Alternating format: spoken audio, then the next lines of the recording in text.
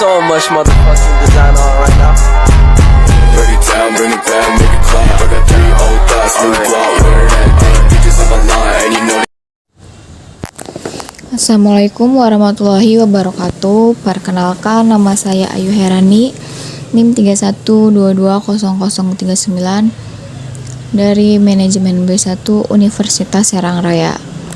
Di sini saya akan mereview artikel jurnal, di mana review artikel jurnal ini merupakan salah satu syarat untuk mendapatkan nilai backup UAS riset operasi dengan dosen pengampu Ibu Sri Wulandari.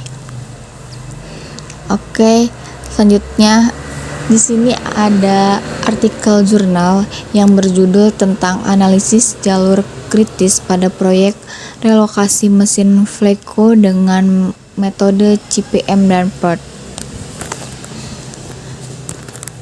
Dan di artikel jurnal ini juga terdapat volume 2 nomor 1 halaman 65 sampai dengan 75 tahun 2019. Nama jurnalnya itu Jurnal Intens dan penulisnya yaitu Yoga Eka Putra dan Heri Kartika Gandhi. Dan reviewernya saya sendiri, Ayu Herani.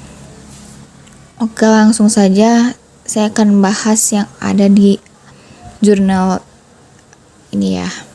Yang pertama, dilihat dari abstrak. Penelitian ini mengambil objek proyek relokasi mesin Fleko dalam suatu perusahaan. Penelitian ini akan mengidentifikasi waktu penyelesaian proyek menggunakan metode CPM dan PERT. Selain itu juga proyek akan mengidentifikasi jalur kritis pada suatu proyek dengan menggunakan network diagram. Dan di akhir pembahasan penelitian akan menghitung probabilitas percepatan proyek hingga mendekati probabilitas 0%. Proyek ini dibagi menjadi 28 aktivitas dengan aktivitas terlama berlangsung selama 14 hari dan aktivitas terpendek berlangsung selama 1 hari. Dari network diagram didapat jalur kritis adalah pada aktivitas A, B, C, D, L, M, N, O, P, Q, R, T, U, V, Y, dan AB. Nah, dengan durasi penyelesaian menggunakan metode CPM sebesar 61 hari, sedangkan dengan perhitungan PERT penyelesaian proyeknya memakan waktu hingga 62,167 hari. Nah, probabilitas percepatan waktu dengan asumsi di atas 2% didapatkan bahwa proyek dapat dipercepat hingga 60 hari, di mana probabilitas penyelesaian sebesar 2,39%. Oke, di sini sudah dijelaskan hasilnya berapa, tapi nanti kita lihat di pembahasan hasilnya apakah hasil yang ada di data ini sudah benar atau sudah akurat. Nanti kita lihat di pembahasan yang lebih akurat lagi. Sebelumnya saya akan menjelaskan terlebih dahulu mengapa penelitian ini dibuat, karena penelitian ini tingkat kesulitan proyeknya lebih ditekankan terhadap pengoptimalan penggunaan sumber daya yang terbatas. Maka oleh karena itu penelitian ini dibuat perlunya adanya diperhitungkan terlebih dahulu oleh tim perancang proyek tentang keseimbangan antar jalur kegiatan agar seimbang dan mengurangi timbulnya idle time dalam kegiatan proyek tersebut. Nah, apa sih CPM dan PERT itu? Di sini CPM itu kepanjangannya dari Critical Path Method, sedangkan PERT itu adalah Project Evaluation and Review Technique. Nah, adapun perbedaannya, yang membedakan teknik CPM dan PERT itu adalah di mana PERT menggunakan format probabilistik untuk menggambarkan suatu satuan waktu. Nah, sedangkan CPM menggunakan satuan real waktu seperti hari, jam, menit, dan lain sebagainya. Nah, studi kasus ini yang diamati adalah suatu proyek relokasi atau pemindahan mesin Fleko yang berlangsung hingga lebih dari 60 hari. Nah, proyek ini merupakan aktivitas non-rutin pada industri tersebut untuk memudahkan machine scheduling pada industri tersebut. Nah, mengingat keterbatasan waktu yang ditargetkan oleh perusahaan, maka tim proyek ini perlu adanya perencanaan yang matang dengan menggunakan CPM dan POT untuk memperkirakan jalur kritis, waktu penyelesaian proyeknya juga, dan faktor kontingensi dari proyek tersebut. Terus dalam perhitungan jalur kritis dalam metode CPM dan POT ini, kita nanti ada perhitungan TE-nya terlebih dahulu, di mana rumus TE di sini yaitu TE sama dengan A ditambah 4 kali M tambah B dibagi 6, di mana TE adalah perkiraan waktu aktivitasnya, lalu A adalah waktu optimistik, M adalah waktu paling mungkin, dan B ini waktu pesimistiknya. Dan juga nanti ada network diagram. Kita nanti perhitungkan network diagramnya di sini. Network diagram itu membuat bulatan untuk menentukan jalur kritisnya.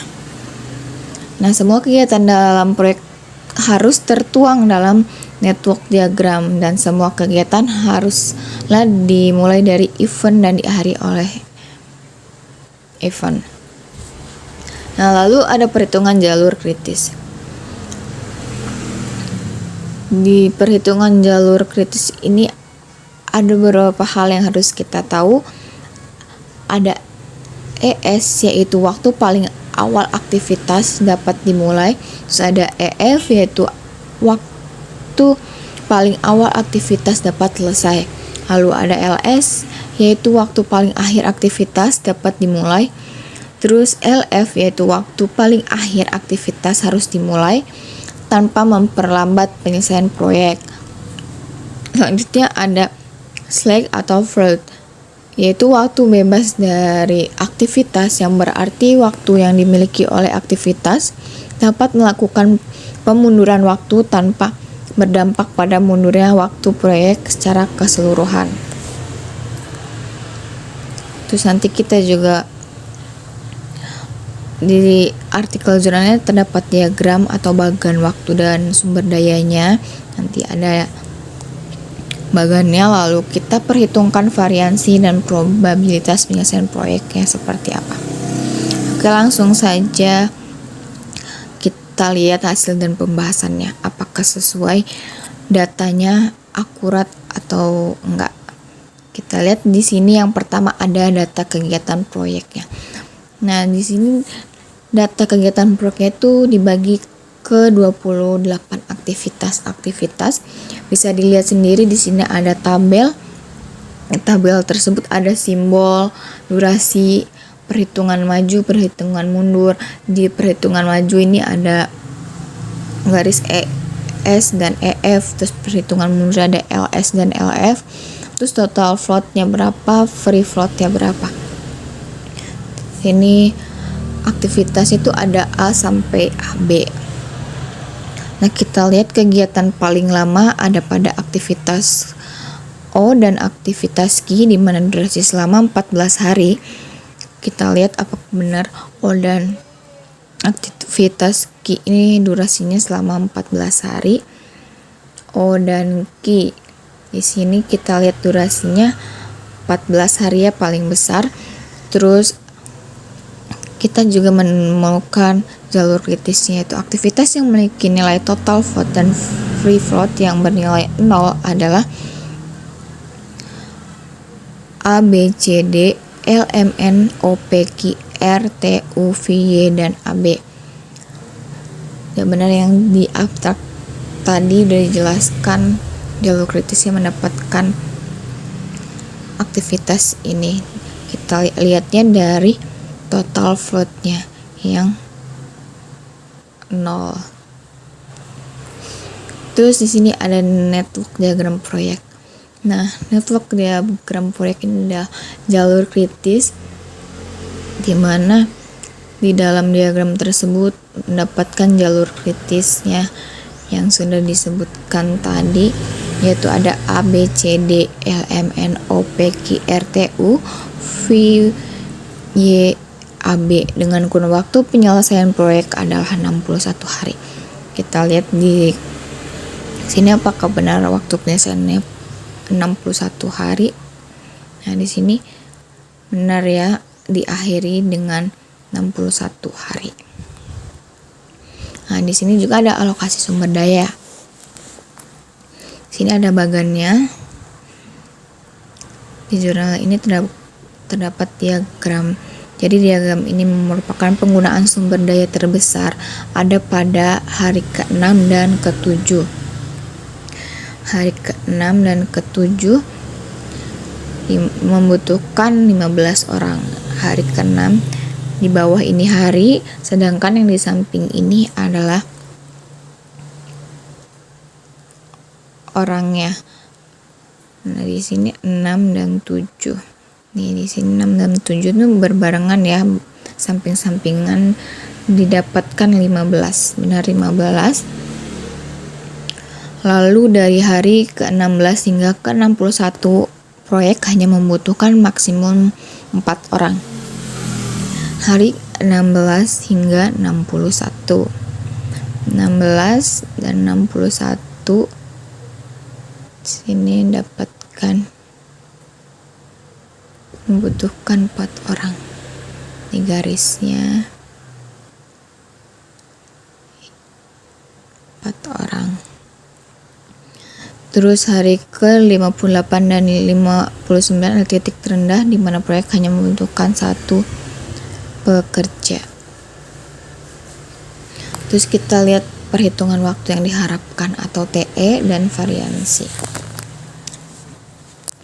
Nah, tab ini adalah menghitung TE dan variansi. Tab ini masuk dalam tahap part untuk menghitung waktu yang diharapkan berdasarkan data waktu optimistik dan pesimistik.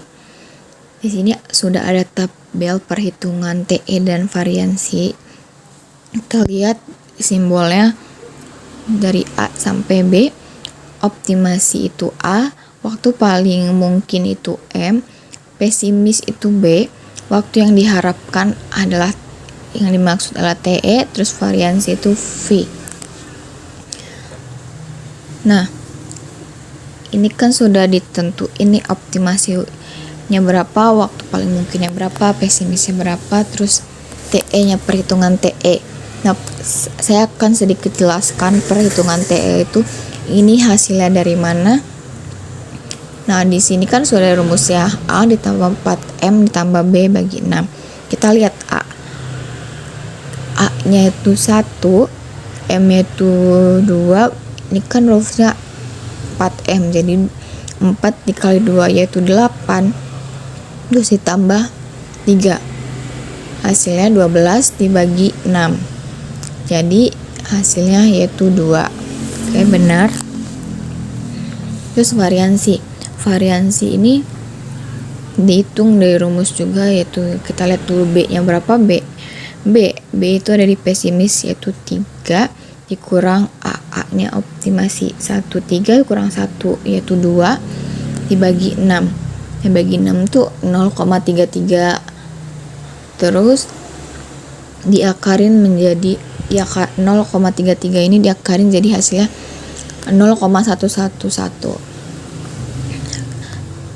Kemungkinan seperti itu. Nah, selanjutnya bisa dihitung. Nah, ini di garis kuning ini adalah salah satu jalur kritis. Terus di sini dilihat pada tabel di atas, nilai TE berkisar 0 sampai 1 hari terhadap M atau waktu yang mungkin. Lalu simpangan terbesar TE dibanding M adalah sebesar 0,167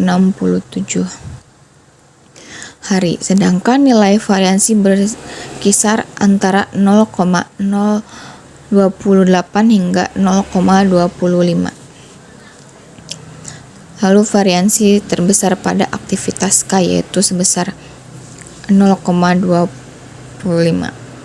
Variansi terbesar pada diaktifkan 0,25. Oke, di sini sudah tepat ya hasilnya. Lalu karena itu perbedaan dan variasi tiap-tiap aktivitas masih rendah dibanding waktu yang diharapkan. Nah, di sini ada jumlah nilai TE nih. Jumlah nilai TE di sini hasilnya 62,167 hari. Nah, nilai TE ini kita lihat dari jalur kritis. Di sini udah saya tandain jalur kritis apa saja. Tapi setelah saya perhitungkan, jalur kritis ini hasil yang saya hitung dengan hasil yang ada di jurnal ini kurang tepat. Saya menghitung hasilnya itu 62,169 hari. Sedangkan di sini 62,167. Berarti kurang 2 angka dong ya. Berarti menurut saya ini kurang akurat sih. Hasilnya hasil dari yang angka di TE ini sama hasil yang ada di jurnal ini. Terus nilai ini hanya berbeda 1,167 hari dibandingkan jumlah waktu yang diharapkan.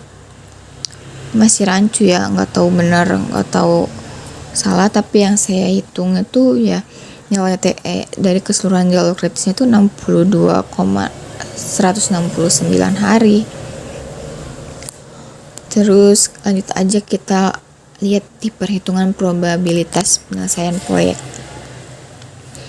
Tahap selanjutnya perhitungan probabilitas penyelesaian proyek. Nah, di sini ada tabel perhitungan probabilitas. Di sini ada TX atau hari, terus C, terus ada probabilitasnya berapa persen. Tapi di sini saya masih bingung atau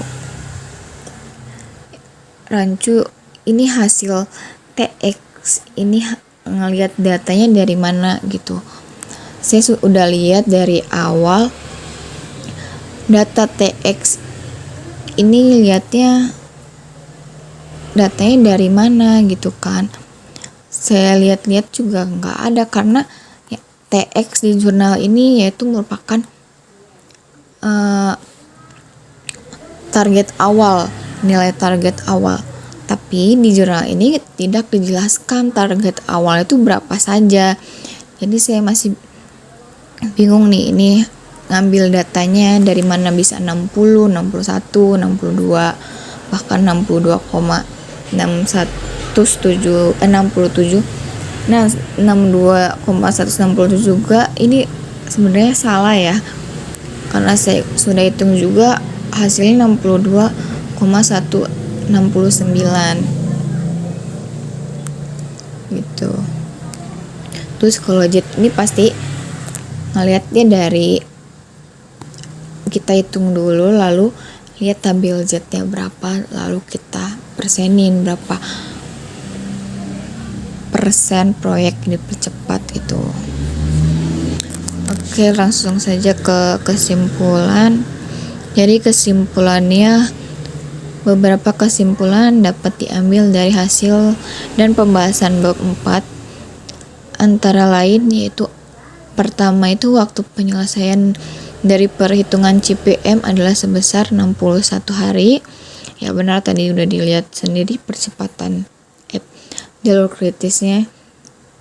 Waktu penyelesaiannya itu 61 hari. Terus jalur kritis pada proyek tersebut adalah aktivitas yang ada di A, B, C, D, L, M, N, O, P, Q, R, T, U, V, Y, dan AB.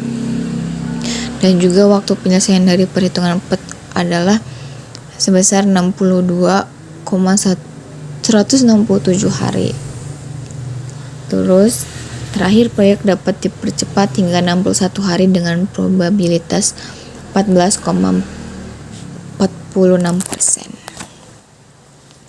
Oke, terus ada daftar pustaka.